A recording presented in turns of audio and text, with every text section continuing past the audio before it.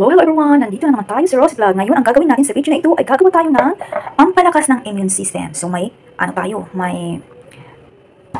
mga ingredients tayo ngayon sa ating harap. Ito ay onion, ginger, at saka isang lemon, at saka marami ito. Depende sa'yo kung isang buong ganito ang gagawin mo o kaya ganyan lang kadami. Nasa sayo na yan, garlic. So ngayon, i-slice na natin yan.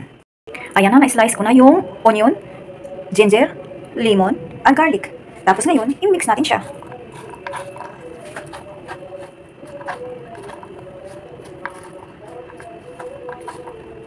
So ngayon, ilalagay na natin siya sa ating garapon. Ayan, ayan na siya.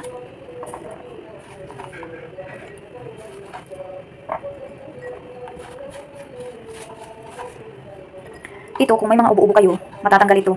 Matatanggal matatanggal yung mga ubo nyo. At ito ang maganda kung magpapalakas tayo ng immune system para ang mga ano natin sa loob, matatanggal na siya. Inom ka lang. Ang pagkakainom nito sa umaga, bago kayo kakain at papasok, kailangan mauna muna to.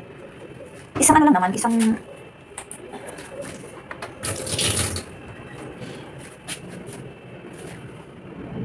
Tapos, dahil kunti lang ang ating honey, inaubos ko na kasi, tingnan mo. Ito lang yung natira sa honey natin. Dadagdagan na lang natin yan pag makabili na ako ng honey. Kasi wala pang oras bumili ng honey, kaya ganyan muna. So ngayon, ipupuhos natin ito dito sa loob.